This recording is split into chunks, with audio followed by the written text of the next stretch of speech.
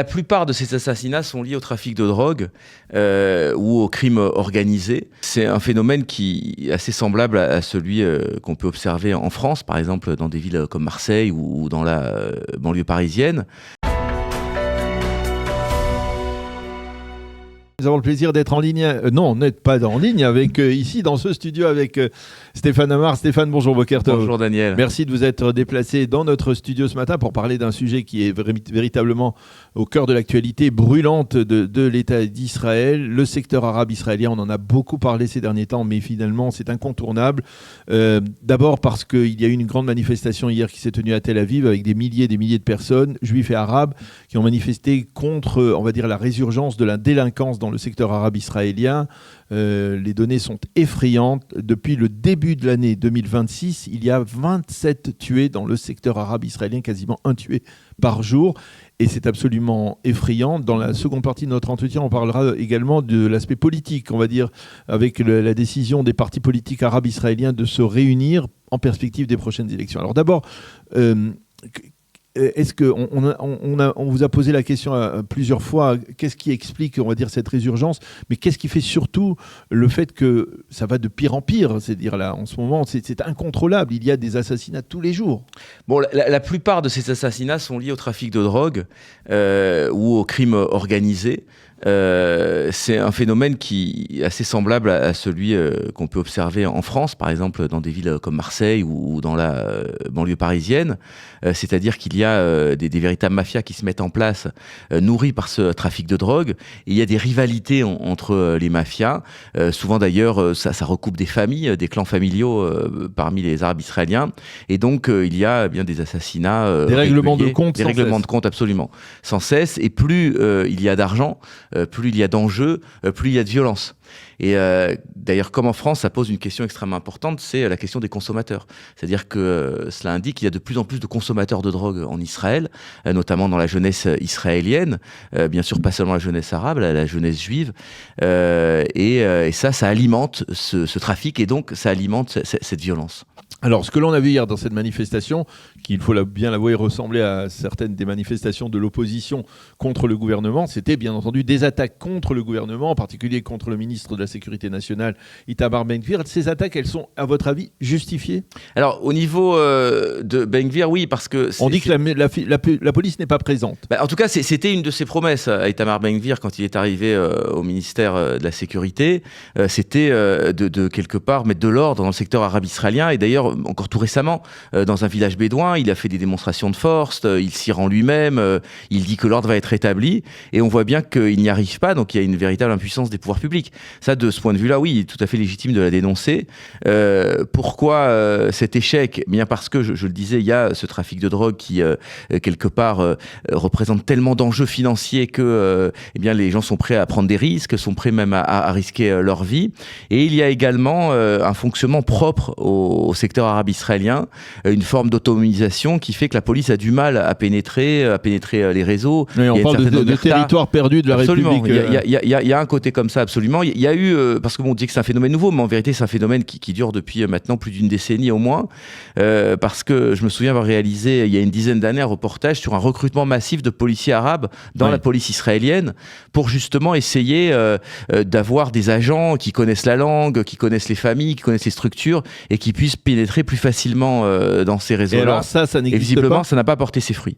Il y a beaucoup de policiers arabes dans la police, notamment dans le Nord. Il y a même des chefs, des grands chefs de la police qui sont des Arabes, mais ils n'arrivent pas à briser, encore une fois, à la fois ce mur du trafic de drogue, mais aussi ces clans, ces fameuses ramoulottes qui font bloc et qui souvent rechignent à collaborer avec la police, à donner des renseignements, etc.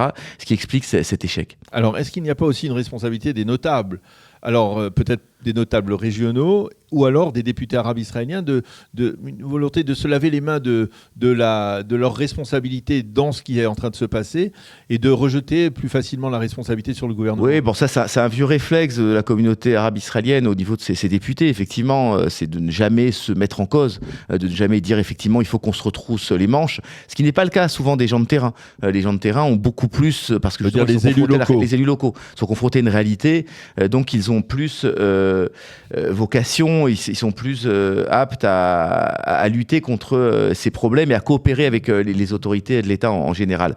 Alors oui, c'est sûr, parce qu'on va en parler, il y a des enjeux politiques, donc il y a une instrumentalisation de cette violence. Cela dit, ça pose un vrai problème, mais il faut savoir que ce n'est pas une situation qui est sans issue. Par exemple, dans la ville de Nazareth, qui est aussi régulièrement touchée, très frappée par ces problèmes-là, il y a des gens qui réagissent, il y a des gens qui prennent le problème à bras-le-corps, et on assiste quand même, par exemple, à Nazareth, à une certaine renaissance de la ville, à une baisse de la violence, parce qu'il y a eu une prise en compte de ça, une prise de conscience des habitants de la ville contre ce phénomène. Alors, il y a une question qu'on a peut-être toujours un peu de réticence à poser. On a peut-être peur d'être taxé de racisme, mais c'est de savoir est-ce que véritablement il y a une culture du crime, de ce type de crime, de ces règlements de compte.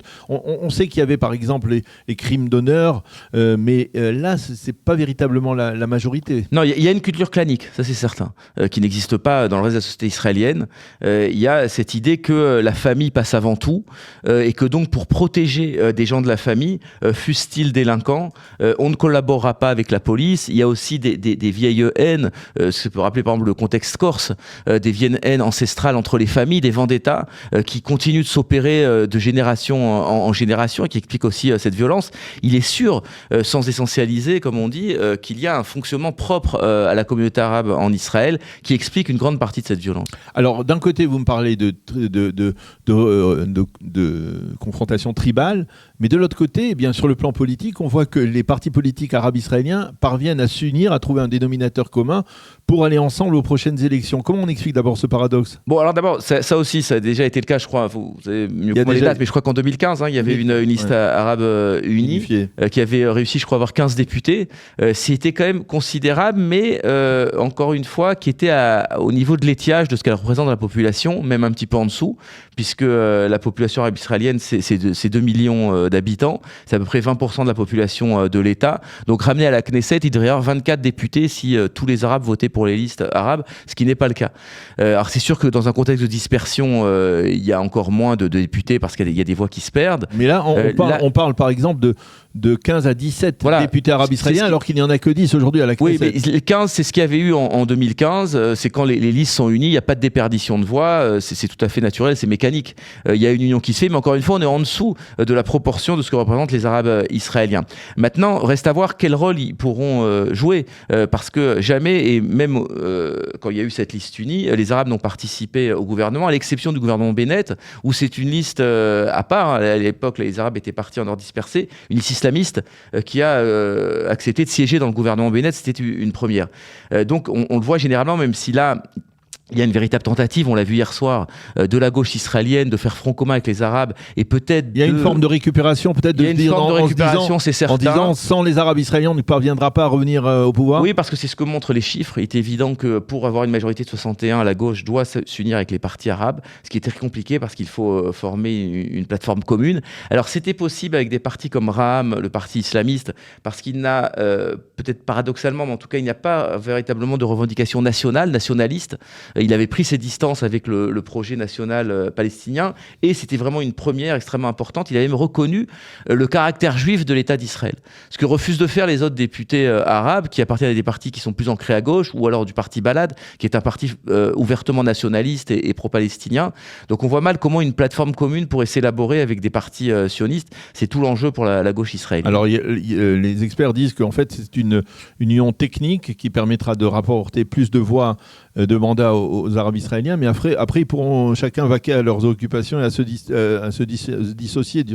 Oui, ben ça se fait aussi dans des partis de droite, ça s'est fait avec Likoud, Beitenu, enfin, c'est des montages, je dirais, qui sont propres à la démocratie israélienne, qui pour, je dirais, atténuer un peu les effets de la proportionnelle intégrale, mais en tout cas, il n'y a pas vraiment de projet alternatif dans ces partis-là, il n'y a pas de volonté de renverser l'État d'Israël, il n'y a pas de volonté de changer la nature de l'État d'Israël, même si encore une fois c'est exprimé par beaucoup de députés, c'est sûr que ça ne peut pas être réalisé, en tout cas avec ce nombre de voix et cette division aussi qu'il y a à l'intérieur même du monde politique arabe israélien. La gauche israélienne, vous pensez qu'elle est capable, en tout cas la gauche, peut-être même le centre, d'appeler à la rescousse, on va dire, l'ensemble des partis arabes pour arriver à 61 députés? Oui, parce que Naftali Bennett l'a fait en 2021. Il l'a fait avec Ra'am. Il l'a fait avec Ra'am. Donc, je ne vois pas de position de principe. Et je ne trouve pas que ce soit particulièrement malsain pour la démocratie israélienne, parce que ce sont des citoyens de l'État d'Israël. Ils participent pleinement à la vie de l'État d'Israël au niveau socio-économique. Ce sont des médecins, des pharmaciens, des Ils ne font pas l'armée. Ils ne font pas l'armée. Une partie, quand même. Parce que si d'un côté, le problème avec les orthodoxes, c'est de dire on va les sanctionner, il ne faut pas qu'ils participent dans un gouvernement de droite parce que, ils ne font pas l'armée. C'est le problème aujourd'hui à Brûlant.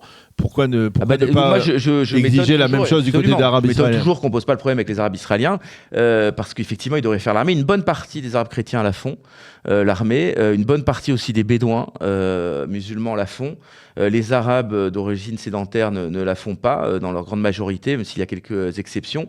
En revanche, c'est assez intéressant à noter, il y a beaucoup plus de filles arabes qui font le Shirut Leumi que de filles du milieu orthodoxe haredi. Ah bon, le Shirut Leumi, c'est inscrit dans la Absolument, il y a dans les organisations de Shirut Leumi en Israël des sections arabes. Il y a des jeunes filles orthodoxes, religieuses. Absolument, en tout cas des jeunes filles arabes qui vont dans les hôpitaux, qui vont dans les associations, dans les écoles, souvent des écoles arabes parce qu'elles parlent la langue, en tout cas qui donnent de leur temps au service de la nation. Alors on est après 2 années de guerre, on avait le sentiment, effectivement, on en a parlé ensemble, que les Arabes israéliens avaient été très modérés dans leur réaction par rapport au massacre du Hamas.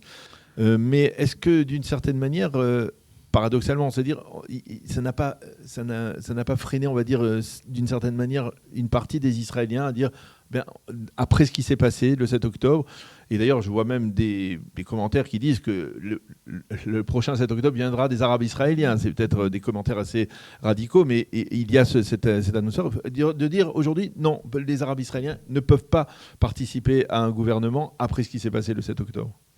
C'est sûr que ça n'a pas, je dirais, amélioré, en tout cas donné confiance à la majorité juive. Ce qui s'est passé le 7 octobre, ça a créé un véritable traumatisme qu'il est difficile de surmonter. Ce qu'on peut constater par rapport aux Arabes, c'est qu'effectivement, ils n'ont participé, si je ne me trompe, à aucun acte nationaliste après le 7 octobre. Ils n'ont pas du tout embrayé sur le Hamas. Au contraire, ils ont même manifesté, en tout cas dans les sondages, lors des aveux.